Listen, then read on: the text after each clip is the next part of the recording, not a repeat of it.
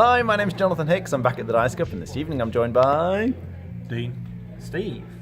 Hey Bob. and we've just finished playing Agra, which, if I stand up and show you the board here, is a heavy euro. There is an awful lot going on here. I'm not going to be able to explain all of it, but I'll try and give you an overview. It would be a cube pusher, except there aren't any cubes in sight, but effectively you are trying to get resources and cash them in for money, and money is victory points at the end of the game. Now the first thing I need to talk about is this sort of central region here.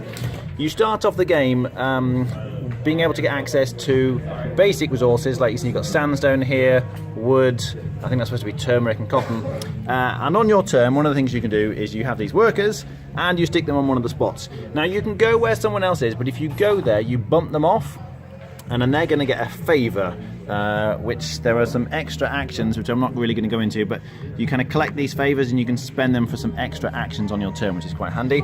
But when you go to an action you're going to get the stuff, and there's a nice little board here where these farmer guys, depending on where they are, you get a certain amount of stuff. So because the distance of this farmer from here is 2 and this farmer is also 2, you're going to get 2 plus 2, which would be 4 of the, I think that's supposed to be sandstone, and you have these little tokens here, so you take 4 of these tokens and you whack them on here, and that would represent the fact that you have 4 sandstone. So depending on where they are on the board, they represent different things. So here it's oil, for example, and here is dye, I think.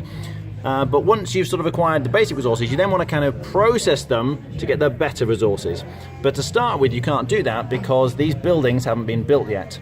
So there's a building action, which is this one up here you can go on, and when you build, you have to pay building materials. So things like the sandstone and wood, you have to pay 3 of those in terms of the value, and then you kind of discard this. You get a bit of a bonus. There are a few of these bonus tiles you get which get you money and things.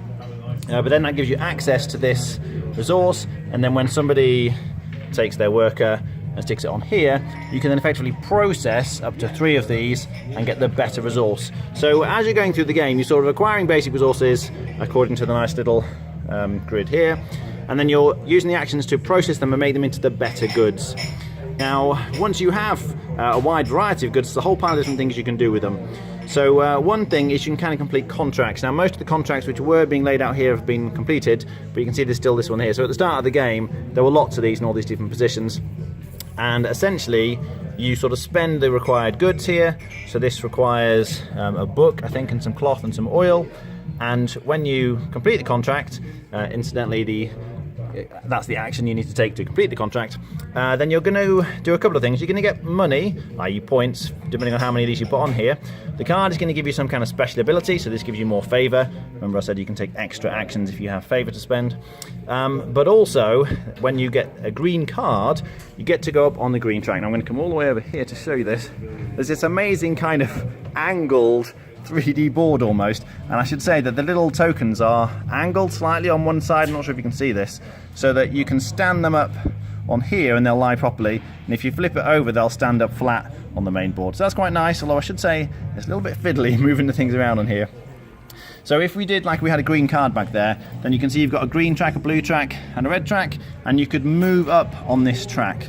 And essentially when you complete, there are other kinds of contracts you can complete here which require certain sorts of goods. So this would require some wood, and I think that's supposed to be a painting, and you can see various people have put their markers on here to indicate they've completed these contracts. But when you complete a contract you get money according to the side, depending on where you are on the appropriate track. So getting the green card moves you up on this track because it's green here, which means when you're completing the contracts at the bottom you're getting money there. It is quite complicated, there's a lot going on there. Just a couple of other actions to explain on the main board. This is quite important. This is going to let you do a few different things, but one of the things is remove these little boxes here, and when you remove them it means you've got more spaces between the farmer and the good you're trying to get, so you're kind of acquiring more goods that way. But the other important thing is it lets you increase your meditation track at the bottom. Now prior to sticking any workers on the board and taking the actions, you're allowed to meditate, and you can see half these workers are lying down, and that's because they've been meditating. So if I decide to meditate, I can make as many guys as I like lie down, and you're getting a certain number of meditation points. So if the higher this up this is, the more points you're going to get. But effectively I would get 2 meditation points for the first guy I lie down, and then 1 for the second one, and then you spend them on this nice wheel in the middle. Now there's always one action that you can't use. Whichever was the last one was used gets covered up, and no one's allowed to use that until it moves on. But then you can kind of spend, you can see different actions here require different meditation points. So for example, you could spend 2 meditation points to remove one of these boxes off here, so you're getting more resources each time. Again, I'm not going to go through them, but that's going to help you in various ways. Some of them let you trade resources for others. This lets you move your farmers around on here, so you can sort of decide you're going to be better off at getting wood but not so good at getting sandstone, etc. And once you've taken the actions here, then you move it to the last action that you took, which reveals one and covers up others for other people.